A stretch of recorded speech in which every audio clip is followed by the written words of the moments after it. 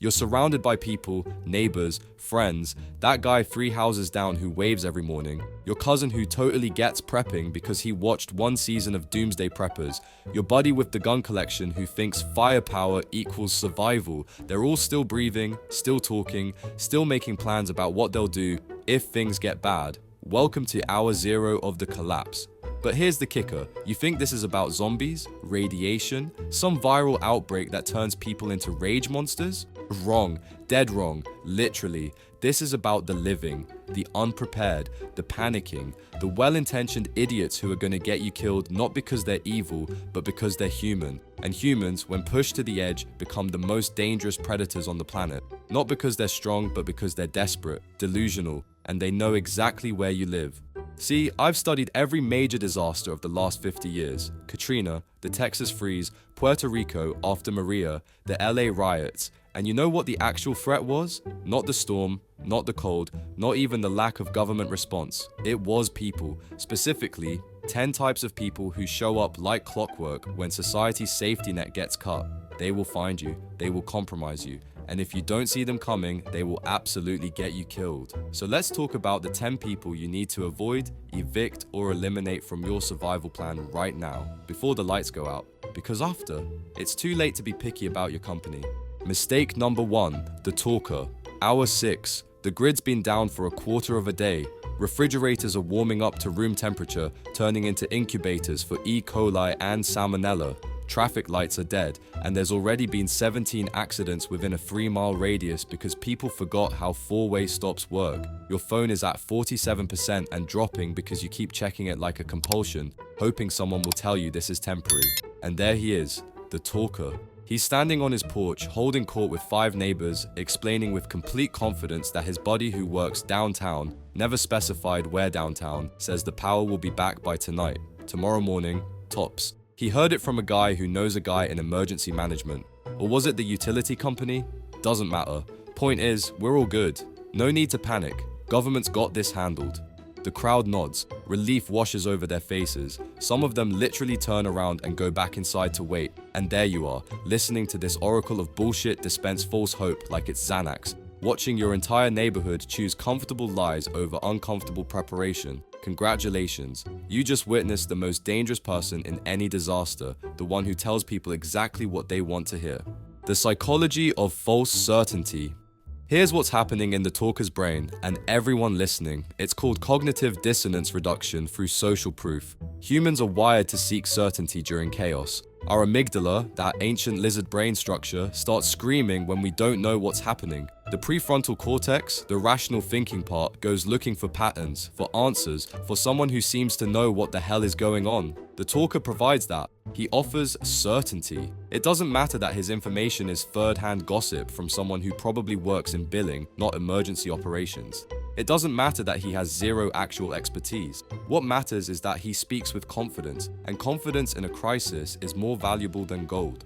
Studies from disaster psychology research show that in the first 72 hours of any major emergency, misinformation spreads 7 times faster than accurate information because people are actively searching for reassurance, not truth. And here's the lethal part. Every minute those neighbors spend waiting for the talker's promised rescue is a minute they're not filling bathtubs with water before the pressure drops. They're not hitting the store before the shelves empty. They're not making the hard decisions about whether to stay or go. They're paralyzed by hope, and hope without action is just a slower form of suicide. The fix: cut the talker out of your information loop immediately. The moment crisis hits, stop listening to anyone who doesn't cite specific, verifiable sources. My guy says is not a source. I heard that is not intelligence. You need to establish a personal intelligence network that operates on signal, not noise. First action: create a hierarchy of information sources right now before anything happens. Tier 1 is official emergency broadcasts, no AA weather radio, local emergency management Twitter feeds, official government websites. Not perfect, but at least accountable. Tier 2 is direct observation, what you can see, hear, smell, and verify with your own senses. If the power's out and you can see smoke on the horizon, that's real intelligence. Tier 3 is reports from trusted people who have Tier 1 or Tier 2 information.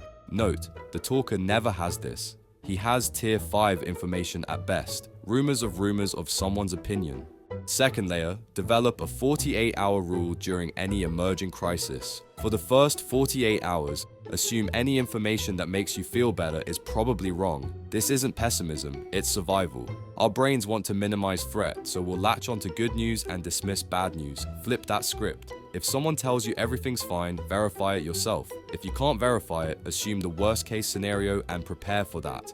Third backup. Build a communications protocol with your actual trusted circle, 2 to 4 people maximum who have demonstrated judgment, who prep, who don't panic. Establish now that during any crisis, you'll share only verified information, clearly labeled as either confirmed or speculation. Create a simple code.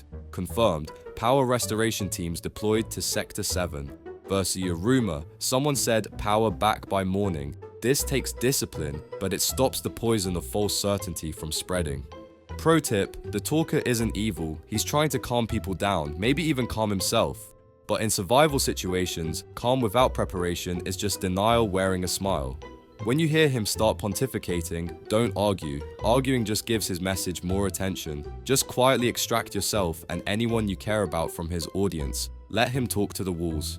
Remember The Walking Dead? First season, the refugee camp outside Atlanta. Dale and everyone else kept believing the CDC would have answers, that the government was regrouping, that this was temporary. They sat in that camp waiting, conserving resources for a rescue that wasn't coming, while Rick's group at least had the sense to keep moving and adapting. The people who survived weren't the ones listening to reassuring rumors, they were the ones accepting the new reality and acting on it. The talker is Dale without the wisdom, all the false hope, none of the survival skills. When the talker starts his sermon, remember, the most dangerous lie in a disaster is the one that stops you from preparing.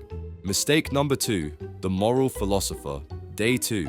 The water's been out for 36 hours now. You filled your bathtubs and every container you could find in those first critical hours while the talker's audience was still waiting for updates. You've got maybe 60 gallons stored, enough for 2 weeks if you're careful, assuming minimal sanitation use and drinking only. You've calculated it out, 1 gallon per person per day for drinking and cooking, half a gallon for basic hygiene. The math is tight, but it works.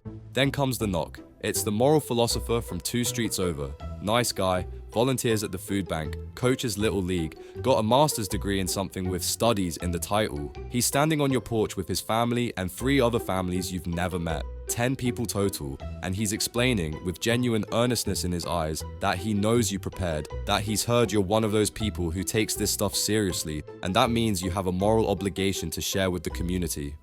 We're all in this together, he says. The children behind him look dehydrated. One woman is crying. He's not asking. He's telling you that the ethical choice, the human choice, is to distribute your resources equally among everyone present. And there you are, doing the math in your head. Your 60 gallons divided by 10 people is 6 gallons each. That's 6 days of survival for everyone, after which everyone dies together instead of your family surviving for 2 weeks. Equality achieved through mutual destruction. The moral philosopher just turned your careful preparation into a suicide pact, and he did it by weaponizing your conscience. The ethics trap and resource mathematics. Let's talk about the brutal calculus of disaster triage, because the moral philosopher never does. He operates on what disaster psychologists call immediate empathy response, the emotional reaction to visible suffering that overrides rational resource management. It feels good, it feels right, it feels human, and in a functioning society with functioning supply chains, it absolutely is the right call. But here's the physics of resource depletion. Your water is a fixed quantity. In a closed system without resupply, every person added to your support network exponentially decreases survival time for all participants. If you have 60 gallons and support 2 people for 30 days, adding 1 person drops it to 20 days for 3 people. Add 4 more people, what the moral philosopher is proposing, and you're down to 8.5 days for 6 people. The math isn't cruel, it's just math. Force equals mass times acceleration, and when the mass of mouths increases while the acceleration of new resources is 0, the force pushing you toward death increases proportionally. The moral philosopher understands none of this. Or worse, he understands it but believes that dying together is morally superior to some surviving. He's operating on what ethicists call fairness bias, the idea that equal distribution is inherently just, regardless of outcome. He never asks whether his family's prepared. He never considers that his lack of planning doesn't constitute an emergency on your part. He just knows you have something, he doesn't, and his moral framework says that's wrong. Here's the thing about ethics in collapse scenarios: they're a luxury good. The moral philosopher is spending resources you can't afford, your survival resources, to purchase his own sense of righteousness. He gets to feel like a good person while your kids dehydrate alongside his. And when everyone's dying together in 6 days, he'll still believe he made the right choice, because his moral calculus never included the part where everyone dies. The fix: establish a resource protocol now, before any crisis, based on contribution rather than need. This sounds harsh. It is harsh. It's also the difference between some people surviving and everyone dying. First action: create a pre-disaster mutual aid network with 5 to 7 families maximum who actually prep. You pool resources, skills, and labor before anything happens. Everyone contributes proportionally to what they can afford. This isn't charity, it's insurance. When crisis hits, these people have earned access to the collective resources because they built the collective resources. The moral philosopher hasn't. He's asking for the benefits without having paid the premiums. Second layer: develop a visible security posture that discourages requests. This isn't about being cruel, it's about not advertising capability. Keep your preparations invisible. Don't be the house with lights on when everyone else is dark. Don't be the guy bragging about your stockpiles at neighborhood barbecues. The less people know you have, the fewer moral philosophers will come knocking with their ethics speeches. Third backup: if confrontation is unavoidable, have a pre-planned response that's firm but not antagonistic. I have exactly enough for my family's survival. If I share, we all die slower instead of some of us living. I can't help you. Don't explain your preparations, don't justify your decision, don't engage with the moral argument because you can't win a feelings fight with logic. State the boundary and hold it. Pro tip: prepare a small charity cache separately, a few gallons of water, some canned goods, basic medical supplies. If the moral philosopher shows up and you want to give something to ease your own conscience without compromising your survival, you can hand over this cash. It won't save them for long, but it might buy you enough goodwill to avoid them becoming a threat. Never give from your primary stockpile. The charity cash is the price of not making enemies, but it's paid from surplus, not survival stock. Remember The Road, Cormac McCarthy's brutal masterpiece of post-apocalyptic survival. The father and son encounter other survivors constantly. Every single time, the survivors want what they have. Some use violence, some use guilt. The moral philosophers of that dead world didn't survive. They either starved while sharing or got killed by those less burdened by ethics. The father's only rule: protect the boy. Everything else is noise. The people who maintained strict boundaries between their group and others were the only ones who made it through. Harsh? Absolutely. But the alternative was being another skeleton by the roadside, proud of having died fairly. When the moral philosopher comes knocking, remember, your first obligation is to the people who prepared with you, not the people who didn't prepare at all. Mistake number 3, the tactical Timmy. Day 4, the grocery stores have been picked clean for 48 hours. What's left is broken glass and that weird smell of rotting produce mixed with desperation. Your neighborhood is starting to fragment into clusters, people grouping up, forming little alliances, eyeing each other's houses with new mathematical interest. Enter Tactical Timmy. You know this guy. He's got the AR-15 with all the accessories that add 4 pounds and 0 functionality. Bump stock before they were banned. Punisher logo on his truck. Follows 17 Instagram accounts about tactical lifestyle and sheepdog mentality. He's wearing his plate carrier, in his own neighborhood mind you, and he's carrying openly because people need to know I'm not someone to mess with. He shows up at your place with a proposal. He's seen you're organized, that you've got supplies, that you're thinking ahead. He's got the firepower, you've got the resources. Obviously you two should team up. He'll provide security, you provide everything else. Partnership, he calls it, while patting his rifle like it's a resume. And there you are, looking at this walking liability, this tactical cosplayer who thinks firepower equals survival skills, who's about to turn your low-profile operation into a giant neon sign that says, "Resources here, come take them." Congratulations. You're about to learn that the most dangerous weapon in a collapse isn't a gun, it's an idiot with a gun. The Dunning-Kruger effect with lethal accessories. Tactical Timmy suffers from what psychologists call competence-confidence dissociation. He's watched hundreds of hours of YouTube gun channels and taken maybe 2 weekend tactical courses. His brain has confused exposure to content with acquisition of skills. He can name every part of his weapon system, recite muzzle velocities, debate the merits of 5.56 versus 0.308 for hours. What he can't do is make sound tactical decisions under stress, read social dynamics in a degrading security environment, or understand that real security is about not being a target in the first place. Here's the neurochemistry. When Timmy straps on his gear, his brain floods with dopamine and testosterone. He feels powerful, confident, prepared. His amygdala's threat response is actually suppressed by this chemical cocktail, which means he's walking around less cautious, not more. He's experiencing what military psychologists call equipment confidence, the false belief that having the right gear makes you ready for the situation. It doesn't. It just makes you heavier and more visible. The physics of firearm security is simple. Every gun is a resource magnet. Other armed people see weapons as high-value targets because weapons are force multipliers. Tactical Timmy, by displaying his arsenal openly, has just painted a target on himself and everyone near him. He thinks he's deterring threats. He's actually advertising opportunity, because here's what he doesn't understand. In a sustained collapse, ammunition becomes finite. His 1,500 rounds of 5.56 sound like a lot until you realize disciplined attackers will just wait him out, knowing he'll eventually run dry or make a mistake. Then they'll take everything, including his tactical gear collection, and noise. God, the noise. Tactical Timmy's solution to every problem involves loud projectiles. Every round fired is an announcement. Someone here has resources worth defending with ammunition. Every shot draws attention from a mile away in the eerie quiet of a dead grid. Suppressed fire is quieter but still audible within several hundred yards. He's ringing the dinner bell for every desperate person within earshot. The fix: security in a collapse scenario isn't about firepower, it's about invisibility, redundancy, and group competence. You need to either re-educate Tactical Timmy or cut him loose before he gets you killed. First action: establish that security protocol is based on avoiding conflict, not winning it. The best gunfight is the one that never happens. Real security means being an unattractive target, looking poor, broken down, already looted.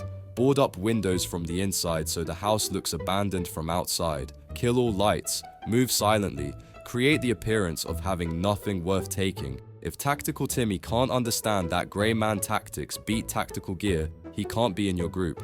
Second layer: if you do need armed security, and you might, establish strict rules of engagement based on minimal necessary force. Firearms are a last resort, not a first response. Your security posture should emphasize early warning systems, layered defenses, and escape routes. Motion sensors made from simple electronics, tripwires with noisemakers, defensive barriers that channel approach routes. These give you time to avoid contact, which is always preferable to winning contact. Third backup: train everyone in your group on basic firearms competency if you have weapons, but keep them concealed always. A hidden rifle behind a door is worth more than a displayed rifle on a sling, because surprise is a tactical advantage you use exactly once. More importantly, diversify your security tools. Pepper spray for close encounters where you don't want to kill. Batons and improvised weapons for non-lethal defense. Communication systems to coordinate group response. Tactical Timmy only has one tool, which means every problem looks like a target. Pro tip: if you can't avoid Tactical Timmy and can't educate him, give him a specific role that contains his damage. Make him the night watch, alone, away from the main group, where his noise discipline issues won't compromise everyone. Give him specific instructions: observe and report, do not engage. If he violates this, he's out. You can't afford a loose cannon who thinks every shadow deserves 30 rounds of freedom seeds, and test his competence early. Stress inoculation training: can he perform basic tasks under pressure? Can he clear a malfunction quickly? Can he make shoot, no shoot decisions correctly? Most Tactical Timmys fall apart the moment real stress hits because they've never experienced it. Better to learn he's incompetent during a drill than during an actual threat when his panic gets someone killed. Remember The Walking Dead's Shane? Season 2, The Farm. Shane had the tactical mentality, the willingness to use force, the confidence. He also had zero strategic thinking and couldn't calibrate his response to the actual threat level. He saw every problem as something to shoot, which led to him executing Randall, threatening Rick, and eventually getting himself killed by the person he kept underestimating. Shane was Tactical Timmy with better aim, still dead because tactics without wisdom is just aggressive suicide. Or check out 28 days later, the soldiers at the mansion. All the firepower in the world, all the tactical gear, and they still got overwhelmed because they made themselves a visible target and didn't understand that security is about sustainability, not domination. The survivors who made it were the ones who stayed quiet, stayed mobile, and stayed invisible. When Tactical Timmy comes offering his services, remember, a man with a gun and no judgment is just a slow-motion grenade. Mistake number 4, the optimist, week 2. The initial panic has settled into a grim routine. No power for 14 days now. Water pressure dropped to nothing on day 7. The first cases of dysentery are spreading through the neighborhood from people using contaminated water sources. There's been 6 deaths within a square mile, 3 from dehydration, 2 from violence over resources, 1 from insulin rationing gone wrong. And here comes the optimist, still smiling. She's the one who insisted on only storing 3 days of water because the government will definitely have relief here by then. She's the one who didn't prep at all because this is America, these things don't happen here. Now she's on day 5 of drinking water from the creek behind the subdivision, you know, the one downstream from the cemetery and the old gas station, and she's explaining that she feels fine, that everyone's overreacting, that things are already starting to get better. Look, the sun came out today, she says, gesturing at the sky like weather is social commentary. Things always work out, they always do. You'll see. Her skin has a grey tint, she's lost 12 pounds, she's smiling through cracked, dehydrated lips, and she's about to become a walking biohazard that spreads cholera, giardia, or worse through everyone she touches. The optimist isn't dangerous because she's wrong. She's dangerous because she refuses to accept she's wrong until the consequences become catastrophic for everyone around her. Normalcy bias and pathogenic denial. The optimist is exhibiting a cognitive phenomenon called normalcy bias, and it's one of the most lethal psychological patterns in disaster scenarios. Here's how it works. The human brain is wired to expect tomorrow to look like today. This makes sense from an evolutionary perspective. Most days, patterns hold. The sun rises, food sources remain stable, threats are infrequent, so our brains create predictive models based on recent experience and resist updating those models even when evidence screams that conditions have fundamentally changed. Research from disaster psychology shows that 70% of people in immediate crisis situations initially exhibit normalcy bias. They underestimate the severity and duration of the threat. Most snap out of it within 72 hours when reality becomes undeniable. But 10 to 15% maintain this bias for weeks or months, continually adjusting their definition of normal to accommodate increasingly catastrophic conditions. The optimist is in that 10 to 15%. She's not stupid, her brain is protecting her from overwhelming psychological stress by continually reframing disaster as temporary inconvenience. But here's where optimism becomes a biological weapon: waterborne pathogens. The optimist is drinking from contaminated sources because she refuses to accept that the water system is permanently compromised. That creek water she's consuming? It's a bacterial soup. E. coli has a doubling time of 20 minutes in ideal conditions. Cholera can incubate for 12 hours to 5 days. Giardia cysts survive for weeks in cold water. She's infected. She just doesn't know it yet because symptoms lag exposure. When her symptoms start, and they will, she'll minimize them. Just a stomach bug. Must have eaten something. She'll continue social contact, use shared facilities, contaminate water sources through poor hygiene because she still believes this is temporary and normal disease protocols apply. In a survival context with compromised sanitation, one infected person practicing denial can create an epidemic cascade. Typhoid Mary killed 3 people and infected 51, not because she was malicious, but because she refused to believe she was a carrier. The fix: the optimist needs to be quarantined from decision-making and potentially from physical contact, depending on her behavior. You cannot afford her denial to infect your group's assessment of reality. First action: establish hard boundaries around water safety right now before crisis hits. Make it non-negotiable in your group. All water from uncertain sources gets treated. Boiling for 1 minute at sea level, 3 minutes above 6,500 feet, kills all pathogens. Chemical treatment with bleach. 8 drops of unscented household bleach per gallon, wait 30 minutes. Filtration systems rated for bacteria and protozoa. Create redundancy. Boil, then filter, then chemically treat if you're uncertain. Anyone who refuses this protocol cannot be in close contact with the group. Second layer: when the optimist shows up insisting everything's fine while clearly deteriorating, you do not engage with her worldview. Don't argue, don't try to convince her. Simply state, I hear you, but I'm operating on different assumptions. You're welcome to stay if you follow our protocols. Otherwise, maintain distance. Then enforce it. If she won't treat her water, she doesn't share facilities. If she's showing symptoms of waterborne illness, she's quarantined until 48 hours after symptoms resolve. This sounds cruel. It's not. It's epidemiological triage. In normal times, we can afford to be patient with people who deny their health issues. In collapse scenarios, their denial becomes your death sentence. One person with cholera practicing poor hygiene can infect 30 people through water contamination. Those 30 can infect hundreds. You don't have antibiotics for hundreds of people. You probably don't have antibiotics for 3 people. Third backup, create a psychological protocol for maintaining realistic threat assessment. Daily group meetings where you review conditions honestly, what's degrading, what's improving, what the actual timeline looks like based on evidence. This serves 2 purposes. It keeps your group anchored in reality, and it identifies optimists early. The person who keeps insisting any day now when evidence shows deterioration needs to be flagged as a judgment risk. Pro tip, the optimist often has value in normal times. She maintains morale, encourages resilience, helps people cope with stress. You don't have to be cruel to her, but you absolutely must separate her emotional comfort from operational planning. Let her be optimistic about recovery timelines while you plan for extended crisis. Her hope might help people psychologically, but your realism will keep them alive physically. Just never let her optimism override practical precautions. Remember the Titanic? Not the movie, the actual sinking. Survivors reported that many passengers refused to board lifeboats because they believed the ship was unsinkable, that this was a temporary inconvenience, that rescue was imminent. They stayed in the warm dining room, drinking brandy, insisting everything was fine, even as the ship developed an obvious list. The optimists drowned in evening wear, still convinced this couldn't really be happening. The survivors were the ones who accepted the unthinkable immediately and acted on it. Or look at Hurricane Katrina. Thousands of people stayed in New Orleans because they had survived storms before, because they believed the levees would hold, because normalcy bias told them that it's always been fine before. The optimists in the Superdome waited for rescue that took 5 days, believing every day that help was coming tomorrow.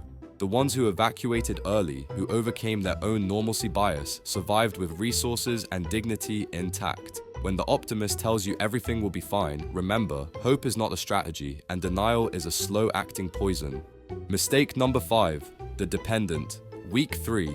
The initial crisis management phase is over. You're into the long grind now, the phase where it's not about surviving the first dramatic 72 hours. It's about maintaining systems day after day with degrading resources. Routines matter, everyone pulling weight matters, skills distribution across your group matters. And then there's the dependent, could be anyone. A family member, a friend, that neighbor who seemed competent in normal times. They're not injured, they're not sick, they're just not doing anything. They need you to tell them what to do. They need you to show them how to do it. They need you to check their work after they do it. They can't make a decision without running it past you first. Should I add more wood to the fire? How much water should I use to wash these dishes? Do you think it's safe to go outside? They've got 2 hands and a functioning brain, but somehow you're doing the work of 2 people while they watch and ask questions. And there you are, already operating on 4 hours of sleep, carrying the cognitive load of planning, resource management, security assessment, and now playing kindergarten teacher to an adult who's decided that crisis is the perfect time to stop functioning independently. Welcome to the most exhausting person in any survival scenario, the one who turns you into their life support system.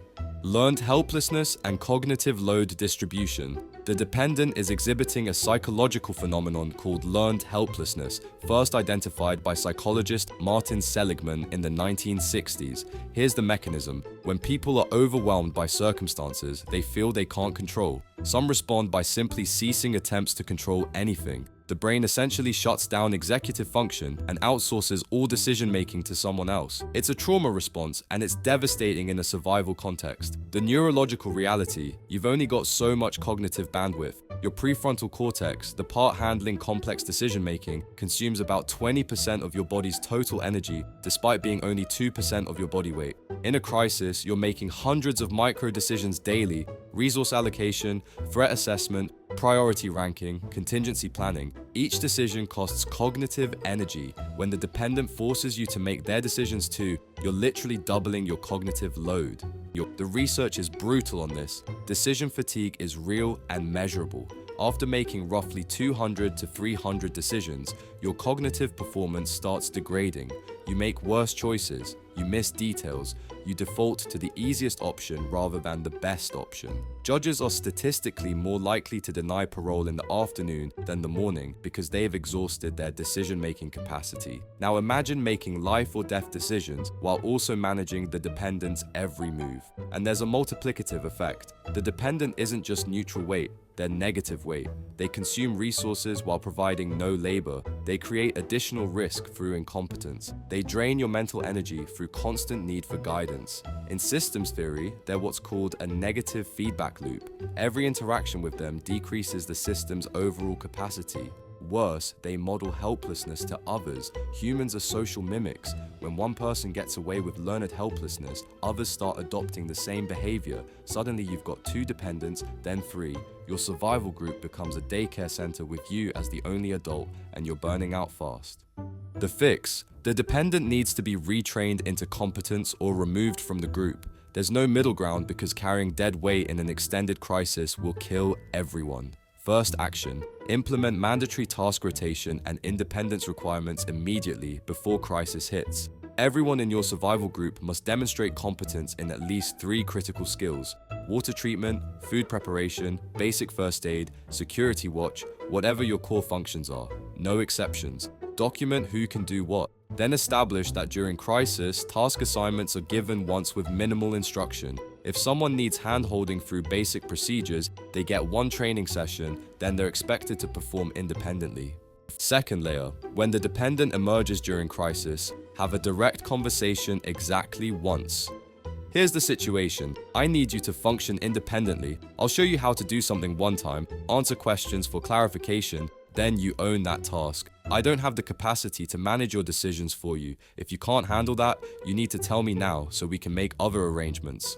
Frame it as resource reality, not judgment. You're not saying they're inadequate, you're saying the situation doesn't allow for dependency. Third backup: create written protocols for common tasks and post them.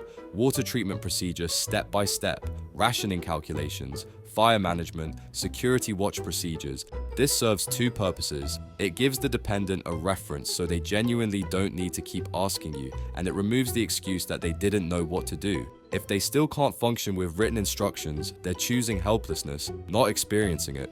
Pro tip: distinguish between the dependent and someone experiencing acute trauma response. If someone just lost a family member, watched violence, or experienced a triggering event, they might temporarily shut down. That's different. That person needs a 24 to 48 hour buffer, then gentle re-engagement. The dependent, by contrast, has no acute trauma. They're just defaulting to learned helplessness as a coping strategy. One deserves compassion and time, the other deserves clear boundaries and expectations. If the dependent absolutely cannot or will not step up after direct communication and accommodation, you have to make a hard choice. They leave the group, or you assign them to another person's supervision, spreading the load. Never carry a dependent solo. It will break you, and when you break, everyone who depends on your decision-making suffers. Remember Andrea from The Walking Dead? Early seasons, she's competent, capable, pulls her weight. Then she gets depressed after her sister dies and literally asks Daryl to shoot her because she can't handle it. Compare that to Carol, who experiences similar trauma but transforms into one of the most capable survivors. The difference: Carol refused to be dependent. She learned, she adapted, she became stronger than the crisis. Andrea, at least early season Andrea, needed others to carry her emotional load until she finally snapped out of it. The group could afford one Andrea temporarily, but imagine if half the group adopted that stance. They'd all be dead by week 2. Or look at The Road again. The father and son encounter a man who's been struck by lightning, a man traveling with others, groups that have devolved into various states of dependency.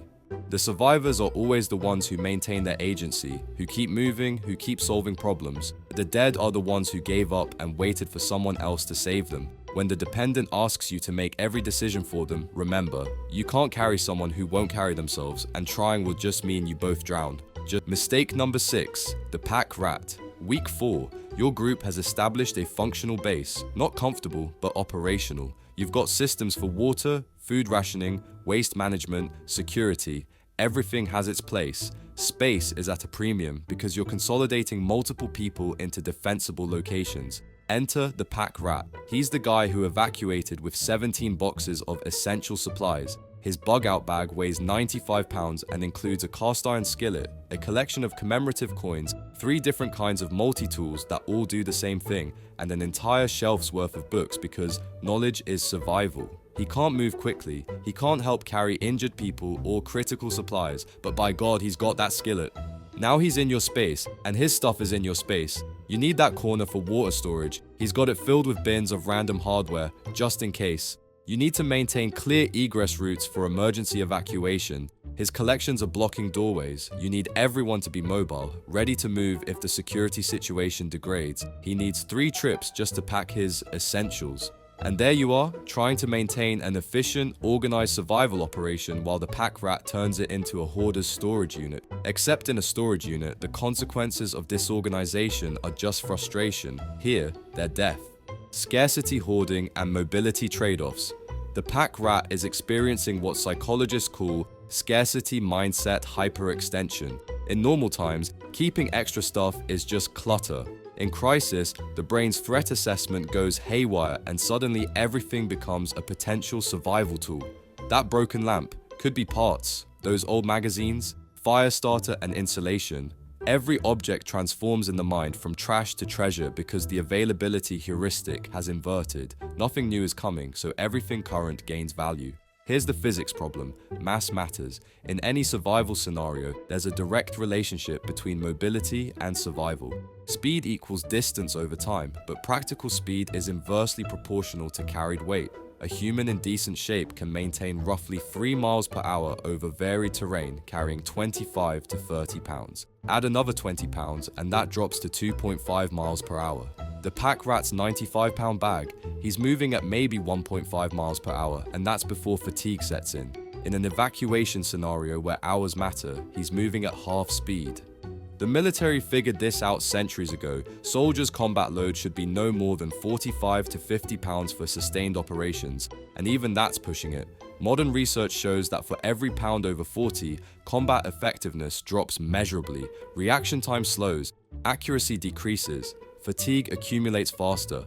The pack rat isn't carrying a survival kit, he's carrying an anchor. But here's the insidious part. His hoarding affects everyone. Space is a finite resource. In a consolidated survival location, every square foot occupied by pack rats might need this collection is a square foot not available for critical supplies, sleeping space, or clear movement paths. It's what systems engineers call opportunity cost, the value of the next best alternative you can't use because resources are committed elsewhere.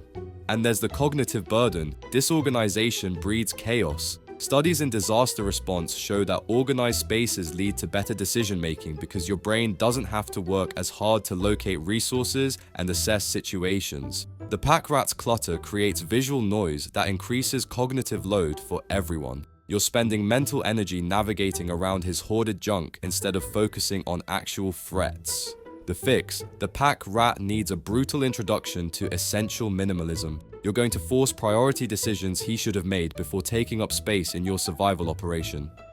First action: establish a pre-crisis packing list based on the rule of three's survival hierarchy. You die in 3 minutes without air, 3 hours without shelter in harsh conditions, 3 days without water, 3 weeks without food. That's your priority order. Air means NBC, nuclear, biological, chemical protection if relevant. Shelter means appropriate clothing, sleeping systems, emergency shelter materials. Water means treatment capacity and containers. Food means calorie-dense, lightweight options. Everything else is luxury. Create specific weight limits. 25 pounds for bug-out scenarios, 40 pounds maximum for sustained carry. Second layer: when the pack rat shows up with his mobile storage facility, you implement forced triage. Here's your space allocation, 6 square feet. Choose what fits. Everything else goes into general storage, which means you control access. Make him prioritize in real time. The cast iron skillet, only if he ditches something else of equal weight. The coin collection, monetary value is meaningless now, it's just shiny metal. Make him justify every item's utility against its weight and space cost. What does this do that nothing else in your kit does? If he can't answer, it doesn't qualify. Third backup, create communal tool storage for the group. The pack rat wants to keep 3 multi-tools because he's afraid of not having one? Fine. The group has 2 multi-tools in common supplies. His personal tools go to common storage and he shares like everyone else. This solves 2 problems. It reduces his individual carry weight and it prevents redundant hoarding across multiple people. You don't need 6 hammers for a 10-person group. Pro tip, the pack rat's impulse comes from fear of scarcity, which is actually valid. Don't mock him for it, redirect it. I get it, you're afraid of needing something and not having it. Here's how we address that. We prioritize by actual usage probability. Things we use daily are immediately accessible. Things we might use weekly are in secondary storage. Things we might use monthly are in tertiary storage. Things we use less than monthly don't come with us. Make him rank his items by frequency of use. The stuff at the bottom of that list, it's not survival gear, it's emotional comfort items masquerading as preparation. And test his loadout. Before crisis, make him do a 5-mile hike with his full pack. Then ask him honestly, can you do this 3 days in a row while maintaining security awareness? If no, he's overpacked. Can he do it while carrying an injured child? Can he do it while someone's shooting at him? These scenarios aren't hypothetical, they're the actual context where his pack weight matters. Remember The Walking Dead Season 1? The group evacuating Atlanta. Rick's squad traveled light and fast. The people who died, they were the ones who stopped to grab one more thing, who couldn't move quickly when the herd came, who prioritized stuff over speed. Glenn survived because he could outrun threats. The pack rats became zombie food because they literally couldn't run away from danger while carrying their treasures. Or check out The Book of Eli. Denzel Washington's character survives for decades in the apocalypse. His entire kit fits in one backpack. He moves fast, fights efficiently, and prioritizes one thing, the book. Everything else is expendable. Compare that to the settlements he passes through, filled with people hoarding the remnants of the old world while dying from lack of water and security. The survivors travel light, the dead accumulate stuff. When the pack rat shows up with 17 boxes of essentials, remember? In survival scenarios, what you can carry matters more than what you own, and what you can abandon matters more than both. Mistake number 7, the nostalgist. Month 2. The initial shock has worn off. The adrenaline phase is over. You're into what disaster psychologists call the disillusionment phase. The long grinding reality that this isn't temporary, that rescue isn't coming, that the world you knew is gone and isn't coming back. Your group has adapted, sort of. You've got routines, water collection and treatment, food rationing, security rotations, waste management. It's not comfortable, but it's functional. People are learning to live in the new reality, except the nostalgist. She spends her security watch talking about her favorite restaurant. She uses precious calories complaining about not having hot showers. She wastes water trying to wash clothes to pre-collapse cleanliness standards when a simple rinse would suffice. Every conversation becomes a eulogy for the old world. Remember when you could just turn on the faucet? Remember when we had Netflix? God, I miss coffee. And there you are, trying to keep everyone focused on immediate survival, the fact that someone needs to fix the water filter, that the food stores are depleting faster than planned, that there's been movement at the perimeter that needs attention, while the nostalgist is mentally living in a world that no longer exists, dragging everyone's morale down with her constant reminders of everything they've lost. Welcome to the most psychologically corrosive person in any extended crisis, the one who refuses to accept a new reality because they're too busy mourning the old one. Maladaptive rumination and group morale. Dynamics. The nostalgist is trapped in what psychologists call maladaptive rumination, the repetitive focus on past losses rather than present adaptation. Here's what's happening neurologically. Her brain's default mode network, the neural system active during rest and self-referential thinking, is stuck in a loop comparing current circumstances to past conditions. Every comparison reinforces the gap between then and now, triggering the brain's stress response. Cortisol levels spike. The prefrontal cortex, needed for problem solving and adaptation, gets suppressed. She's literally re-traumatizing herself with every nostalgic comparison. But here's where individual psychology becomes group toxicity. Emotional states are contagious. Mirror neurons in the human brain automatically simulate the emotions we observe in others. When the nostalgist expresses grief, loss, and longing.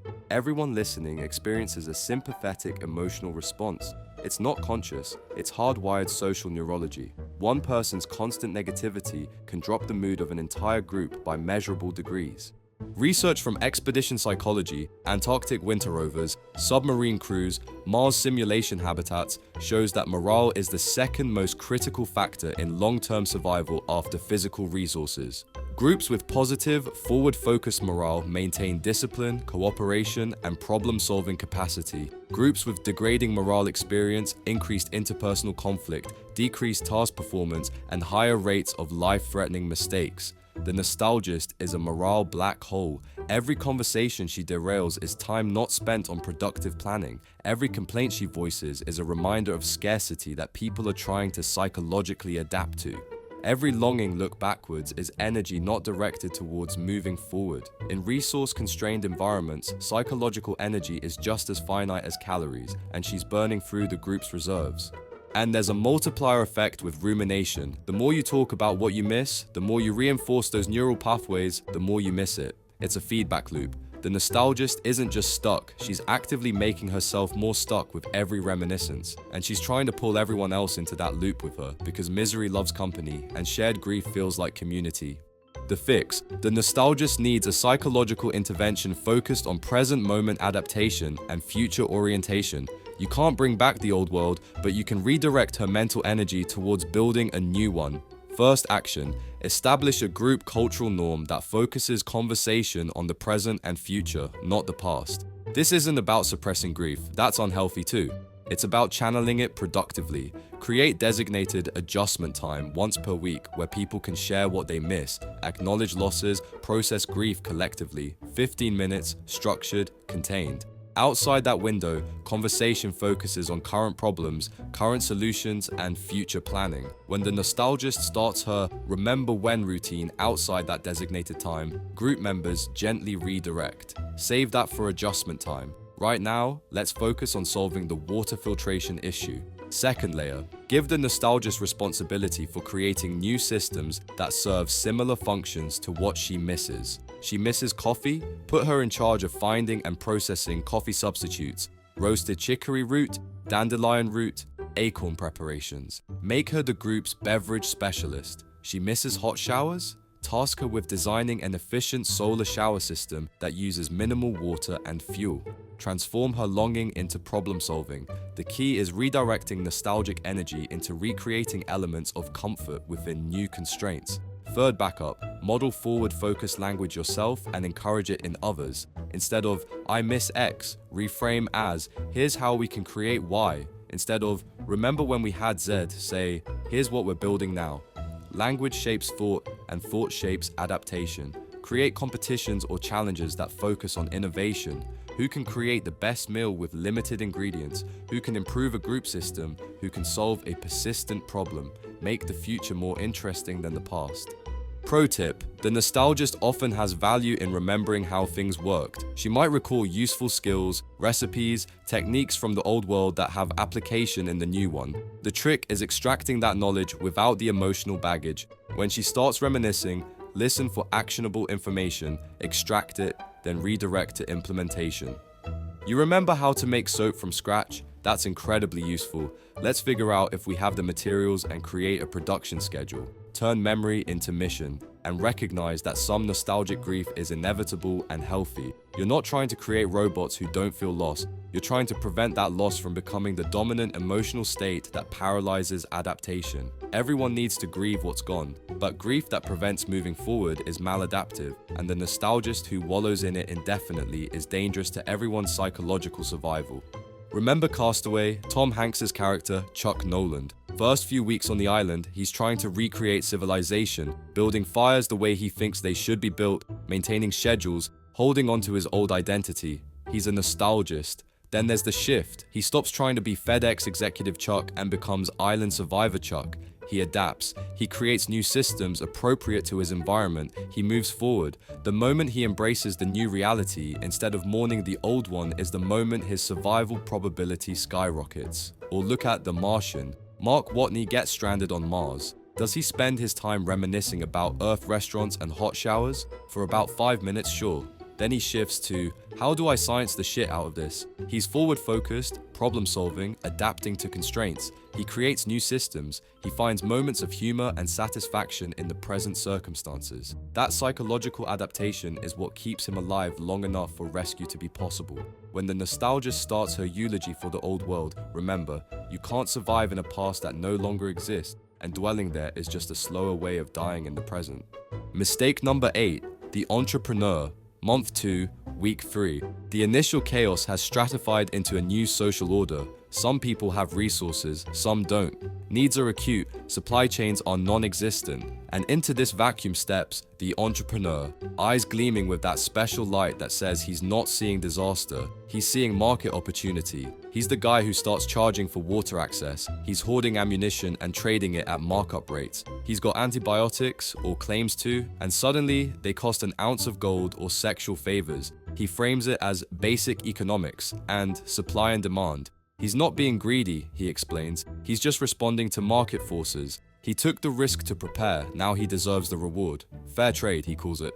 And there you are, watching this sociopath wrap exploitation in capitalist rhetoric while people die from treatable infections because they can't meet his price. Watching him create artificial scarcity to drive up values. Watching him turn survival resources into commodities and desperate people into customers. The entrepreneur thinks he's playing the long game, building wealth and power in the new world order. What he's actually doing is painting a target on his back and teaching everyone around him that he values profit over community, which means when the calculation flips, and it will, he'll be first against the wall.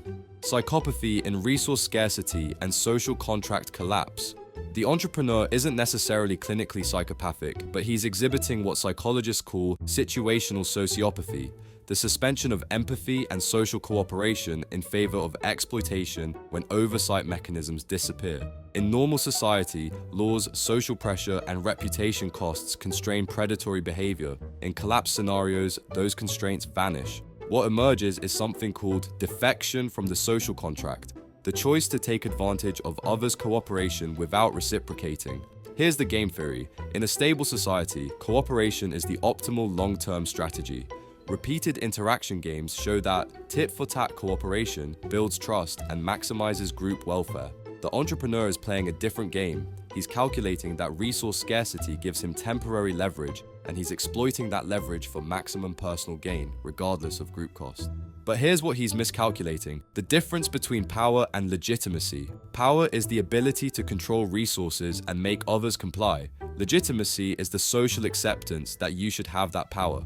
The entrepreneur has power. He controls critical resources. He has zero legitimacy. Nobody believes he morally deserves his position. Research from revolutions, prison dynamics, and collapse scenarios throughout history shows that power without legitimacy is unstable and eventually violent. The math is brutal. The entrepreneur's safety is inversely proportional to his perceived exploitation. Every person he gouges becomes a potential enemy. Every desperate parent who watches their child die because they couldn't afford his antibiotics becomes someone with nothing left to lose. And people with nothing left to lose are the most dangerous people in any survival scenario because they'll trade their lives to settle scores. There's also the resource depletion calculation he's missing. He's hoarding and trading, extracting maximum value from every transaction, but he's not producing. He's not creating new resources, building systems, or contributing to group survival capacity. He's a parasite, extracting value without adding it. In a closed system with no resupply, parasites cause systemic collapse. When his customers run out of things to trade, they don't just walk away. They take what they need by force. The fix: the entrepreneur needs to be confronted with the reality of his situation before he gets everyone killed, possibly starting with himself. You're going to explain network theory and medieval history to a would-be post-apocalyptic Bezos. First action: establish resource-sharing protocols before crisis hits. Your survival group operates on contribution-based distribution, not market economics. Everyone contributes what they can: labor, skills, resources, and everyone receives according to need within reasonable limits. This prevents the entrepreneur from emerging because there's no market to exploit. Resources are pooled, managed collectively, and distributed based on survival priority. If someone tries to hoard and price gouge from within the group, they're expelled immediately. Second layer, if the entrepreneur emerges in your area outside your group, you have 3 options. Option 1, ignore him entirely. Don't trade with him. Don't acknowledge his market. Create parallel systems that route around him. His power only exists if people participate. If enough people refuse to play his game, his hoarded resources become worthless because there's no demand at his prices. Option 2, collective negotiation. Groups of buyers approach him together and make it clear, fair trade or no trade. We're offering X for antibiotics. You can accept it and maintain peaceful relations with all of us, or you can refuse and we'll find alternatives. The entrepreneur's leverage evaporates when he's facing organized collective action instead of desperate individuals. Option 3, forced redistribution. This is the ugly reality of collapse scenarios. If the entrepreneur is causing deaths through exploitation, someone will eventually decide that taking his resources by force is justified. You can either let it happen organically and violently, or you can organize it as a community decision with rules. Your hoarding is threatening community survival. You have 24 hours to accept fair distribution terms. After that, we're taking what we need. Is this robbery? By old world standards, yes. By new world survival standards, it's triage.